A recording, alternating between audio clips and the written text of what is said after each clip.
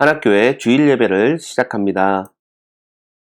저희들 다 함께 사도신경으로 신앙 고백 드리도록 하겠습니다. 전능하사 천지를 만드신 하나님 아버지를 내가 믿사오며 그 외아들 우리 주 예수 그리스도를 믿사오니 이는 성령으로 잉태하사 동정녀 마리아에게 나시고 본디오 빌라도에게 고난을 받으사 십자가에 못 박혀 죽으시고 장사한 지 사흘 만에 죽은 자 가운데서 다시 살아나시며 하늘에 오르사 전능하신 하나님 우편에 앉아 계시다가 저리로서 산자와 죽은 자를 심판하러 오시리라. 성령을 믿사오며 거룩한 공예와 성도가 서로 교통하는 것과 죄를 사하여 주시는 것과 몸이 다시 사는 것과 영원히 사는 것을 믿사옵나이다.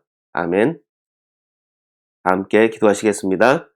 아버지 하나님 감사합니다. 저희들 주님 앞에 모였습니다. 저희들 예배를 받아주시옵소서. 참 저희들 지극히 작은 자입니다. 정말 죄인 중에 괴수인 저희를 위해서 이 땅에 오신 그리스도의 은혜에 감사하는 마음으로 주 앞에 나오게 하여 주시옵소서. 아버지 하나님, 저희들 삶의 주인이 그리스도임을 깨닫게 하시고 또 저희들 주의 말씀이 저희들의 삶 가운데 들려지게 하시고 마음에 담겨지게 하시고 또 열매로 맺혀지게 하여 주시옵소서. 오늘 각 가정에서 예배를 드린 모든 주의 자녀들과 함께 하여 주시며 또 함께 있는 자녀들의 마음 가운데도 주의 평안과 아버지 하나님의 말씀이 들려지게 하여 주시옵소서. 감사하며 우리 주 예수 그리스도의 이름으로 기도합니다. 아멘.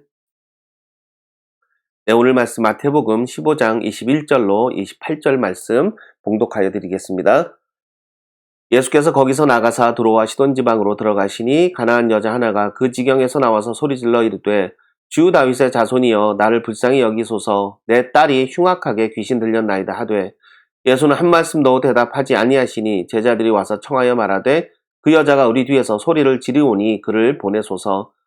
예수께서 대답하여 이르시되 나는 이스라엘 집에 잃어버린 양 외에는 다른 데로 보내심을 받지 아니하였노라 하시니 여자가 와서 예수께 절하여 이르되 주여 저를 도우소서. 대답하여 이르시되 자녀의 떡을 취하여 개들에게 던짐이 마땅하지 아니하니라.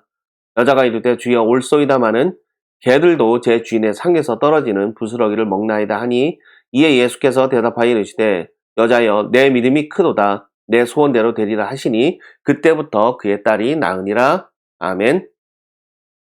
네, 오늘 마태복음 15장 21절로 28절 말씀 내가 문제입니다 라는 제목으로 말씀 나누도록 하겠습니다. 내가 문제입니다. 네, 오늘은 제가 여러분들께 탁구 이야기로 한번 설교를 시작하려고 합니다. 제가 여기 탁구채가 하나 있는데 제가 예전에 오랫동안 썼던 탁구채입니다. 이렇게 생긴 탁구채의 이름을 쉐이크핸드라고 합니다. 영어로 이제 악수라고 하는 쉐이크핸드. 왜 그러냐면 탁구채를 잡을 때 악수하듯이 우리가 이렇게 잡고 탁구를 치기 때문에 쉐이크핸드라고 합니다. 이 탁구채로 치는 탁구 기술 중에 하나가 쉐이크핸드, 백핸드, 푸시라는 게 있습니다.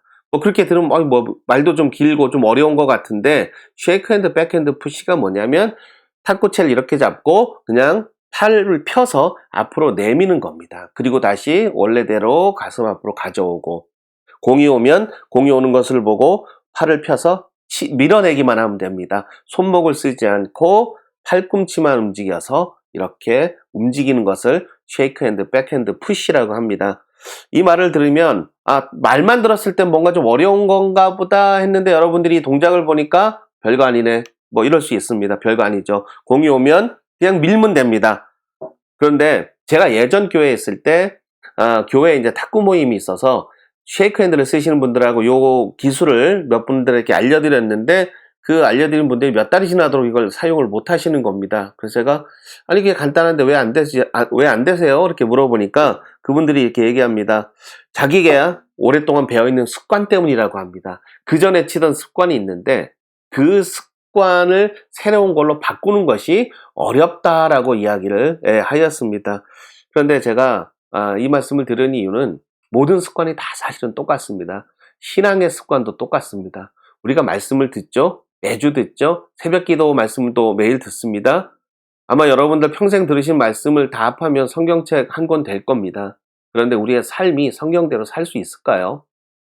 우리가 말씀대로 살지 못하는 여러 가지 이유가 있지만 그 중에 저는 첫 번째로 꼽고 싶은 것이 바로 습관입니다. 우리가 이 삶의 습관을 바꾸는 것, 우리가 어릴 때부터 배워있던 습관, 학교에서 들어서 우리가 몸에 배워있던 습관, 세상에서 배워서 몸에 들어있던 습관을 이제 하나님의 말씀으로 다 바꿔야 되는데 이것이 사실은 어렵습니다. 예, 그러면 우리가 어떻게 해야 되죠? 반복해야 됩니다. 습관은 반복밖에는 바뀔 수 있는 방법이 없습니다. 그래서 어떤 연구를 보면 하나의 새로운 습관을 들이는 데는 적어도 최소한 24일 동안의 반복된 훈련과 연습이 필요하다라고 이야기를 합니다. 그래서 우리 아이들도 그래요. 뭔가 새로운 걸 가르치려면 계속 반복해서 해줘야 돼요. 그래야 새로운 걸 배우듯이 어른이라고 우리도 다르지 않습니다. 새로운 걸 계속 반복해서 해야 새로운 습관이 들게 됩니다. 또 어떤 분은 이 단순한 기술이 공이 없을 때는 쉽다고 합니다. 아마 여러분들도 집에서 손으로 이렇게 따라해 보시면 이게 뭐가 어려워요, 이게. 그런데 공이 나에게 올 때는 얘기가 다르다고 합니다. 공 쫓아가기 바쁘고, 공이 어떨 때는 높게 오고, 어떨 때는 낮게 오고, 어떨 때는 왼쪽으로 오고, 어떨 때는 오른쪽으로 오고, 이걸 쫓아가서 밀어야 되는데 이게 안 된다고 합니다. 공이 오면 복잡해집니다. 근데 우리도 그렇습니다. 신앙도 진리는 단순해요. 아, 그래. 하나님 말씀이 이거지? 근데 뭐가 어렵죠? 그 진리를 실제로 순종하는 게 어려워요. 원수를 사랑하라. 이걸 우리가 이해 못해서 못하는 분은 없습니다. 오른뺨을 맞으면 왼뺨도 내주어라. 이거를 이해 못해서 못하시는 분은 없습니다. 근데 오른뺨을 맞으면 우리가 어떻게 되죠? 감정이 상하죠. 자존심이 상하죠. 왼뺨을 내주기는커녕 나도 한 대 때리고 싶은 게 우리의 마음입니다. 그래서 우리가 그 실제 상황에 들어가면 순종이 어려워요. 진리가 어렵지 않습니다. 그리고 또 한 가지는 뭐냐면 내가 손해볼 것 같아요. 이거 나 기도 분명히 응답을 이렇게 받았는데 이렇게 하면 이게 안 될 것 같아요. 내 사업이 손해볼 것 같고 우리 가정이 뭔가 일이 꼬일 것 같고 내 인생에 이 문제가 해결이 안 될 것 같고 나만 바보같이 살 것 같아요.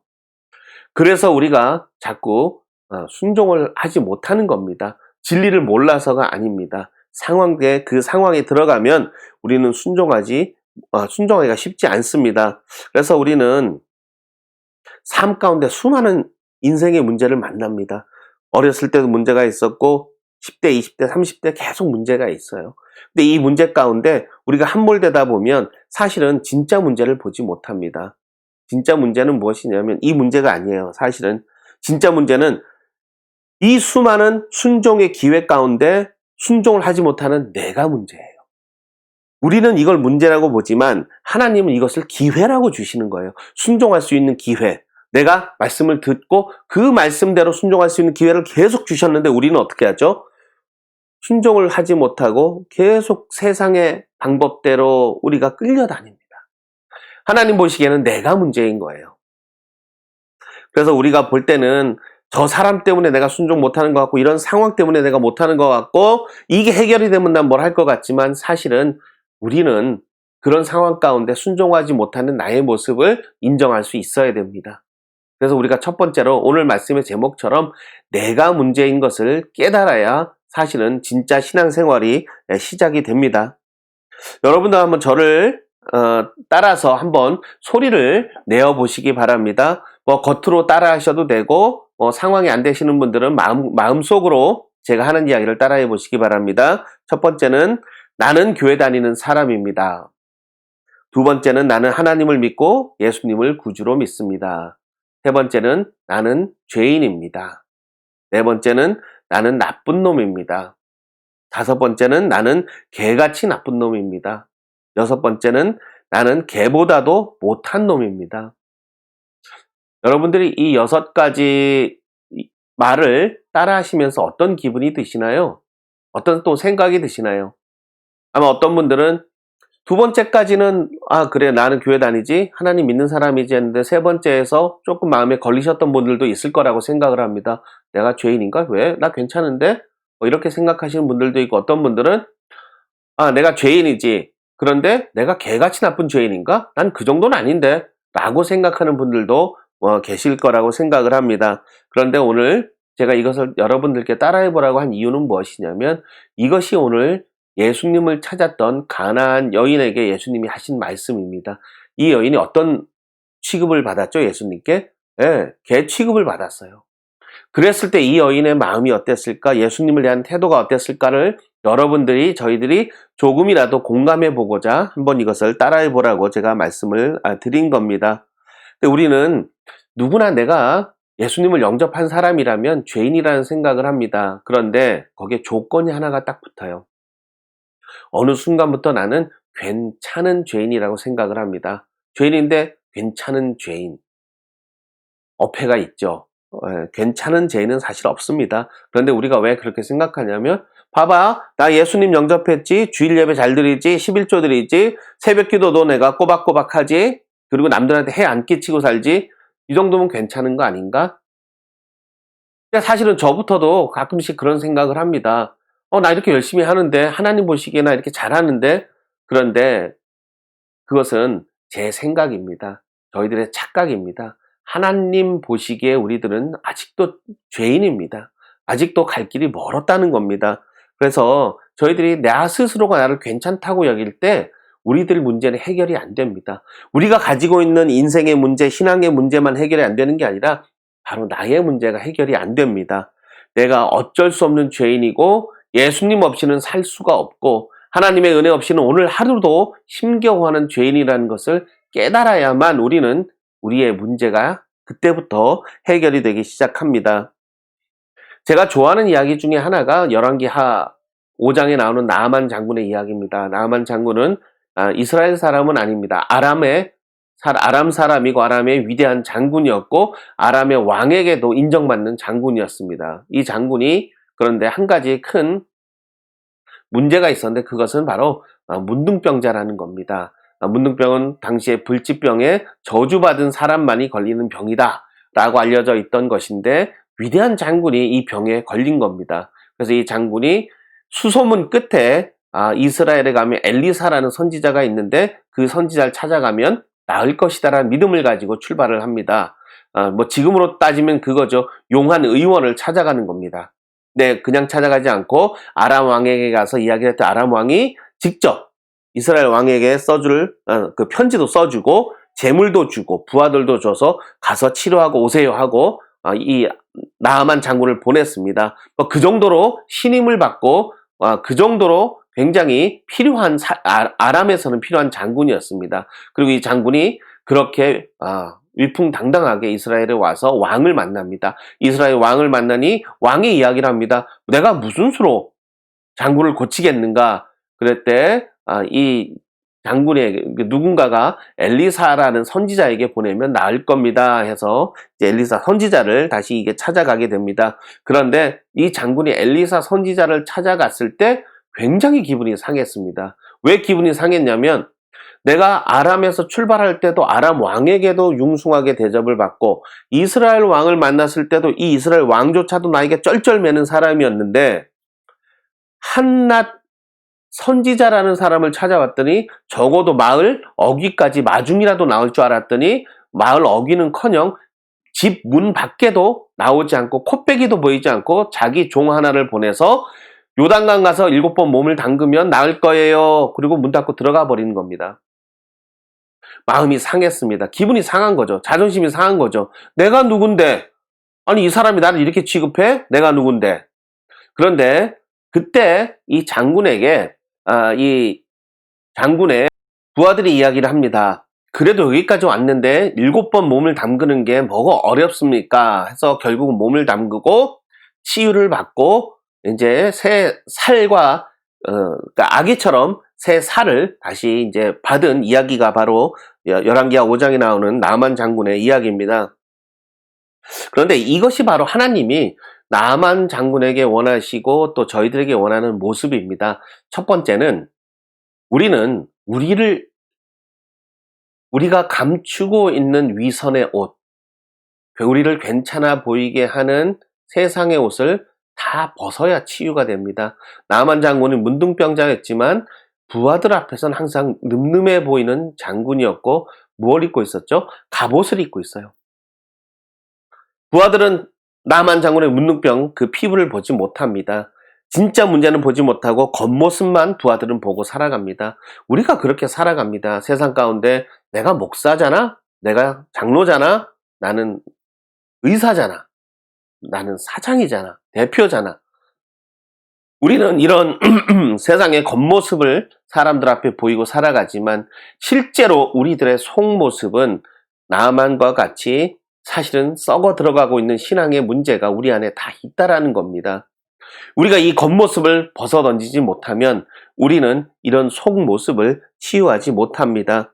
그래서 우리가 하나님 앞에 설 때는 갑옷을 다 벗어야 됩니다. 괜찮아 보이게 하는 모든 세상의 옷, 또 위선의 옷을 다 벗고 죄인의 모습으로 서야 됩니다. 하나님, 나 문둥병이 있습니다. 하나님, 나 신앙에 이런 부족함이 있습니다. 하나님, 제가 신앙생활 하는 데 있어서 참 드러내지 못할 만한 분명히 부끄러운 모습이 있습니다. 이것을 하나님 앞에 드러낼 때 우리의 치유는 시작이 된다라는 겁니다. 사람들 앞에서는 우리가 멋있어 보일 수 있고 선해 보일 수 있고 괜찮아 보일 수 있지만 하나님을 속이지는 못합니다. 우리가 하나님 앞에서는 이런 옷을 다 벗어놔야 합니다. 그리고 두 번째는 하나님이 그 옷을 나아만을 치료하는 과정 가운데 나아만에게 보게 하신 것이 있습니다. 그것은 문둥병이 아니라 사실은 교만입니다. 높아진 자기의 마음입니다. 문둥병은 나아만 자신도 알고 있던 겁니다. 자기 자신의 손을 볼 때도 알았고 거울 볼 때도 알았고 그것 때문에 이스라엘까지 온 겁니다. 그런데 나아만 장군이 보지 못한 건 자기의 높아진 마음입니다. 나는 아람 왕에게도 대접받는 사람이야. 이스라엘 왕도 나 쩔쩔매는 사람이야. 그런데 엘리사 선지자 이깟게 나를 이렇게 대해? 높아진 자기의 마음입니다. 우리가 이 나만과 같이 마음이 높아지면 우리는 하나님 앞에 온전한 예배자로 서기 어렵습니다. 우리가 교회에 올 때 예배의 자리에 앉을 때 어때야 되죠? 내가 세상의 직분이 어떻든, 내가 사람들에게 어떤 대접을 받든, 내가 지난 일주일 동안 어떤 삶을 살았든 이거 내려놔야 됩니다. 나아만 장군이 이스라엘에 도착했을 때 엘리사를 바로 찾아가지 않고 왕을 만나고 찾아가니까 마음이 높아졌어요. 왕도 나를 이렇게 대접하는데 우리가 일주일 동안 살면서 어떠죠? 사람들이 나를 막 다 대접을 해요. 막 우쭈쭈 해요. 잘한다. 그러니까 교회 와서도 그 대접을 받고 싶어요. 이게 우리의 문제입니다. 이게 교만입니다. 하나님 앞에 오는데도 우리는 높아진 마음을 그대로 가지고 와요. 그래서 예배의 시작 전에 항상 우리는 나를 낮춰달라, 겸손케 해달라, 그것을 우리가 먼저 간구해야 됩니다. 하나님 앞에서는 높은 산도 낮은 산도 다 깎여 내려가는 그것이 바로 예배의 준비입니다.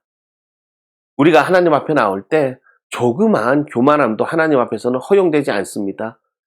우리는 괜찮은 죄인인데 이게 허용이 안 된다라는 겁니다. 하나님 보시기에는 분명히 우리가 다 똑같은 죄인입니다. 그래서 우리는 교회에 올 때 내 마음이 분명히 낮아져야 되고 겸손해야 됩니다. 그래야 우리가 하나님을 예배할 수 있고 하나님을 기쁘게 하는 또 믿음을 드릴 수 있습니다. 그래서 예수님이 저에게 원하시는 것은 사실은 문제의 해결이 아니라 진짜 문제인 나를 깨닫게 하는 겁니다. 예수님이 사실은 3년 동안 공생애 하시면서 한 번이라도 사람들이 많은 문제를 가져왔죠? 야, 이거 문제 어려운데 나 못하겠는데? 이런 게 있었을까요? 사람들이 가져온 수많은 문제 가운데 예수님이 야, 이거는 좀 빼봐. 나 모르겠어. 내가 오늘은 요것만 해결할게. 요건 좀 우리 나중에 생각해보자. 이런 게 있었나요? 없었죠. 예수님에게 또 하나님에게는 우리가 생각하는 우리 인생의 문제는 문제도 아니에요. 예수님이 보시기에 진짜 문제는 우리가 문제예요. 내가 문제예요. 그것 때문에 이 땅에 오신 거예요, 사실은. 근데 우리는 진짜 문제인 나를 보지 못하고 우리는 이게 문제라고 생각을 하는 거예요. 그러니까 사실 우리는 문제에 함몰돼서 살아가는 겁니다. 하나님에게 나만의 문둥병이 문제였을까요? 나만이 문제였을까요? 예수님에게 나온 오늘 가나안 여인이 자기 딸의 문제를 가지고 왔어요. 예수님에게 그게 문제였을까요? 이 가나안 여인의 믿음이 문제였을까요? 오늘 저희들이 하나님 앞에 예배 드리러 왔습니다. 여러분들의 진짜 인생의 문제는 뭡니까? 해결되지 않는 사업의 문제, 건강의 문제, 자녀들이 가지고 있는 어려움의 문제, 그런 게 진짜 문제일까요? 하나님에게?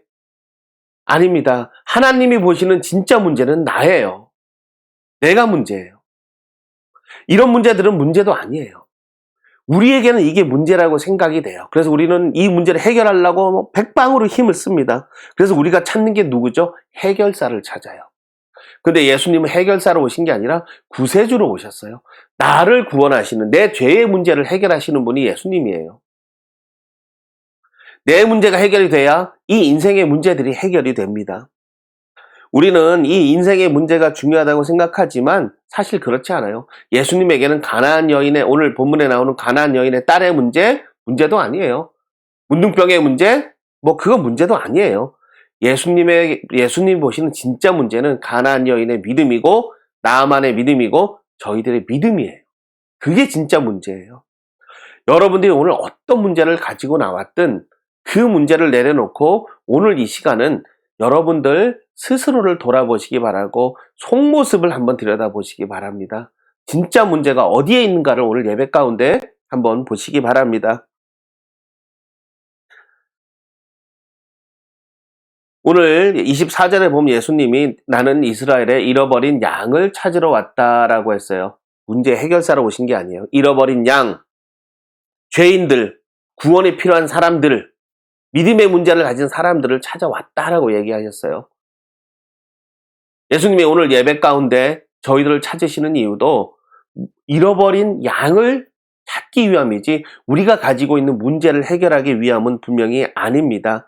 그래서 나는 괜찮은데 우리 아이 좀 고쳐주세요. 나는 괜찮은데 이 문제 좀 해결해 주세요가 아니라 우리는 예수님 앞에, 하나님 앞에 내가 잃어버린 양임을 깨달아야 됩니다. 그래서 나부터 구원해 주세요. 내가 천국 가는 길을 모르겠어요. 내가 믿음에 문제가 있어요. 나부터 구원해 주세요. 이렇게 하는 것이 우리의 첫 번째 순서입니다. 그래서 잃어버린 양은 주인이 오면 주인을 알아봅니다. 주인을 알아보고 반가워하고 주인 앞에 스스로를 낮출 줄 압니다. 그것이 잃어버린 양의 원래 모습입니다. 내가 죄인이라면 나를 찾아온 예수님을 그렇게 영접할 수 있습니다. 그렇게 우리가 대접할 수 있고 예수님이 심지어 나를 개처럼 여겨도 그거 받아들일 수 있습니다. 그거 뭐 대수입니까? 내가 주인을 찾을 수 있고 하나님 아버지에 계신 그 우리의 영원한 집을 찾아갈 수 있다면 그 정도는 저희들 분명히 아무것도 아닙니다. 누가복음 15장에는 제가 좋아하는 탕자의 비유가 나옵니다. 근데 이 탕자의 비유에는 사실은 총 3가지의 비유가 나옵니다. 그리고 이 비유의 시작은 바리새인들이 예수님을 찾아오는 걸로 시작을 합니다. 그래서 이 비유의 중간에, 그러니까 누가복음 15장을 보면 바리새인들이 찾아오는 걸로 이야기가 시작이 되고 3가지 비유를 주고 3가지 비유가 끝났을 때 바리새인들이 분해하고 예수님에게 화를 내는 장면들이 나옵니다. 거기에는 여러 가지 이유가 있지만 그 중에 한 이유는 이겁니다. 이 비유 3가지 중에 첫 번째는 뭐냐면 잃어버린 드라크마에 대한 비유입니다. 잃어버린 동전에 대한 비유죠. 어떤 사람이 동전을 잃어버렸어요. 그것을 찾으려고 계속 다니다가 그것을 찾으니 너무 기뻤다라는 이야기입니다. 두 번째는 잃어버린 양에 대한 비유입니다. 목자가 양을 잃어버렸는데 잃어버린 그 양을 찾으려고 99마을이 양을 두고 그 양을 찾으러 가는 겁니다. 그래서 그 양을 찾았을 때 얼마나 기쁜가 그 이야기를 하고 있는 겁니다. 그리고 3번째가 저희가 잘 아는 탕자의 비유입니다. 아버지의 유산을 먼저 달라 해서 멀리 가서 허랑방탕하게 살았던 그 탕자의 비유인데 이 3가지 비유를 잘 보면 한 가지 다른 게 있습니다. 앞에 2가지 비유는 어땠죠? 잃어버린 드라크마, 잃어버린 양, 다 주인이 찾으러 갑니다. 3번째 탕자의 비유, 아버지는 이 아들을 찾으러 가지 않습니다. 왜죠? 잃어버린 아들이 아니기 때문이에요. 잃어버린 건 뭐냐면 스스로 찾아올 수 있는 능력이 없는 거예요. 동전도 주인을 찾아갈 수 없고 잃어버린 양도 주인을 찾을 수 없어요. 그런데 이 아들은 집 나간 아들이에요. 엄밀히 이야기하면. 집이 어딘지도 알고 아버지가 누군지도 알아요. 그런데 이 사람은 몸이 떠난 게 아니라 마음이 떠난 거예요. 이 탕자는 마음이 떠났기 때문에 사실은 집 나간 아들이지 잃어버린 아들은 엄밀히 따지면 아닙니다. 그런데 이 아들이 이렇게 집을 나갔다가 다시 돌아왔을 때는 또 이야기가 다릅니다. 돌아왔을 때 이 아들은 그 아버지의 은혜를 깨닫게 되고 그 아버지의 은혜 때문에 눈물을 흘리게 됩니다. 그러니까 이 아들이 집을 나갈 때는 울지 않았어요. 집 밖에 나가서 살 때도 울지 않았어요. 언제 울었죠? 집에 돌아왔을 때 울었어요. 왜 그렇게 했느냐면 정말 개 같은 인생을 살아온 자신을 다시 받아준 아버지의 은혜 때문입니다. 오늘 본문에 나오는 가나안 여인도 마찬가지입니다. 정말 예수님이 자기를 개 취급을 하여도 예수님의 은혜로 자신의 구원과 또 자신의 딸이 치유받을 수 있다면 분명히 그것은 감사한 일이기 때문입니다. 우리는 모두 이 탕자와 같습니다. 그리고 우리는 모두 이 가나안 여인과 같습니다. 사실 그 누구도 예수님 앞에서 나는 괜찮다고 이야기할 수 없다라는 겁니다. 정말 개같이 살아온 인생을 받아준 그 은혜, 정말 개처럼 여겨도 주님이 받아만 주신다면 그것을 감사할 줄 아는 마음, 그것이 하나님이 우리에게 원하시는 겸손한 태도입니다. 그리고 주인을 찾으면 우리는 겸손할 수밖에 없습니다. 탕자가 겸손해진 건 집을 나갈 때가 아니라 집에 돌아왔을 때입니다. 정말 그 은혜를 깨달았을 때입니다. 오늘 저와 여러분들이 기억하실 것은 예수님은 건강한 자가 아니라 병자를 찾아 이 땅에 오셨다라는 겁니다. 잃어버린 양을 찾아오셨고 스스로 집에 돌아갈 수 없는 자를 위해서 찾아오셨다라는 겁니다. 내가 스스로 괜찮다고 여기는 순간 우리는 예수님을 만나지 못합니다. 내가 병자임을 알아야 되고 내가 예수님이 필요한 사람임을 알아야 합니다. 나아만에게 있었던 진짜 병은 문둥병이 아니라 교만이라는 영적인 병이었습니다. 우리에게 있는 병도 마찬가지입니다. 내 눈에 보이는 여러 가지 문제들, 이게 문제가 아니라 내 안에 있는 문제가 진짜 문제입니다. 높아진 마음이 문제고 예수님 없이도 살 수 있다고 여기는 마음이 문제입니다. 예수님이 나를 개처럼 여겨도 예수님 없으면 못 삽니다라고 붙드는 것이 믿음입니다. 우리에게 그 믿음을 오늘 하나님은 요구하시는 겁니다. 하나님은 이 땅의 문제를 통해서 저희들이 하나님 찾기를 원하십니다. 저희 인생에 문제가 많아요. 그런데 하나님의 관점에서 이건 문제가 아니에요. 이건 기회예요. 이 문제를 보면서 우리가 예수님을 찾고 하나님을 찾을 수 있는 기회예요. 문제를 줬으니까 이 문제 때문에 하나님 앞에 나오라는 거예요. 문둥병이 있어요. 하나님 앞에 나갈게요. 내 딸의 문제가 있어요. 하나님 앞에 나갈게요. 내 인생에 문제가 있어요. 하나님 앞에 나갈게요. 이 기회예요. 순종할 수 있는 기회. 그런데 우리는 이 기회를 자꾸 날려버립니다. 해결사를 찾아요. 구세주가 아니라. 그리고 해결사를 찾고 나면 우리가 어떻게 되죠? 마음이 점점 높아집니다. 우리가 가진 문제를 문제로 보지 마시기 바랍니다. 기회로 보시기 바랍니다. 순종할 수 있는 기회, 예수님의 이름을 부를 수 있는 기회, 하나님께 은혜 받을 수 있는 기회입니다. 그 기회 가운데 예수님 앞에 간절히 나가시고 예수님의 말씀을 들으시고 순종하셔서 그 문제를 통해서 나의 문제를 해결하시기 바랍니다. 그것이 하나님이 저희들에게 원하시는 겁니다.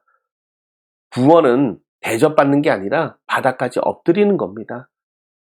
그게 구원받은 자의 온전한 신앙 생활입니다. 그래서 하나님은 우리가 나 괜찮은 죄인이 하는 것이 아니라 나를 괜찮게 보이게 하는 모든 것들을 다 내려놓고 하나님 앞에 나오기를 원하십니다. 그래서 우리가 바닥까지 엎드려 겸손할 때 나의 문제가 해결이 되고 내가 가진 문제들이 해결이 됩니다.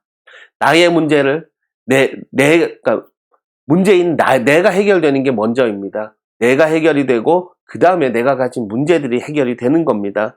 그래서 오늘 여러분들은 진짜 문제가 내 눈에 보이는 게 아니라 내가 문제임을 깨달으시기 바랍니다. 그것을 깨달으시고 하나님 앞에 나가셔서 진짜 문제인 나부터 고쳐주세요 하고 오늘 여러분들 주 앞에 기도하시기 바랍니다. 그리고 오늘 말씀을 들으시고 또 구세주인 예수님을 찾으시는 여러분들께 주님이 주시는 은혜와 또 주님의 역사가 날마다 함께하기를 그리스도 이름으로 축원합니다. 저희들 다 함께 기도하시고 축도로 마치도록 하겠습니다. 하나님 아버지 감사합니다. 저희들 진정한 문제는 나의 죄임을 고백합니다. 저희들 세상의 문제를 겪을수록 더욱더 천국을 그리워하게 하시고 주의 이름을 부르게 하시며 간절히 주 앞에 나가게 하여 주시옵소서. 주님이 해결사가 아니라 구세주로 오셨는데 저희들 자꾸 해결사로만 생각을 합니다. 내 문제를 보게 하여 주시옵소서.